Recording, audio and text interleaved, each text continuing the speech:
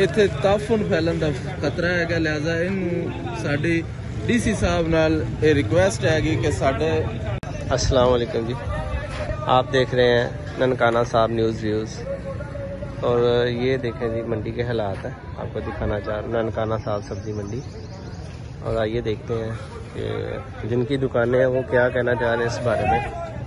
वालेकुम जी। वालेकुम अस्सलाम। अच्छा भाईजान, ये बताएं कि आपने कभी यानी कि शिकायत नहीं की? आपका सामने घर है, आड़त है आपकी। बिस्मिल्लाहिर्रहमानिर्रहीम। जनाब पिछले 2 साल तो मैं दोबारे मुतअद्दिद बार म्यूनसिपल कमेटी वालों ने भी दसिया है, इस तो पहले जो CEO सन उन्होंने नोटिस भी लिया और कोई सानू इनका कोई खास नहीं मिला। सिटीजन पोर्टल चलिया सी, सिटीजन पोर्टल से भी मैं चढ़ाया, लेकिन किसी अफसर ने भी साडी सुनवाई नहीं की। जी ठीक। इत्थे ताफुन फैलन का खतरा है मंडी दे विच। नाल सब्जी दी दुकानां ने, अगे नाश्ते वाली दुकानां ने, गरीब बंदियां दा रोजगार है, लेकिन इत्थे कोई भी किसी किस्म का वो नहीं कर रहे।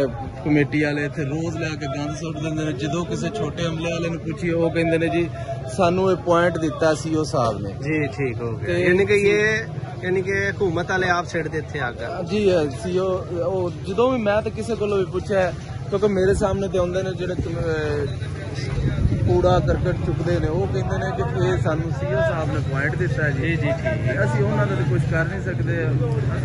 इन्नी रिक्वेस्ट कर सकते हैं कि ये रिहायशा भी ने, सामने करियाने दी दुकानां ने, इधर सब्जी दी दुकानां ने, फ्रूट ने, नाश्ते वाले ने, इत्थे ताफुन फैलन का खतरा है, लिहाजा इनू साडी DC साहब नाल ये रिक्वेस्ट हैगी कि साडे इत्थों सफाई करवाई जाए।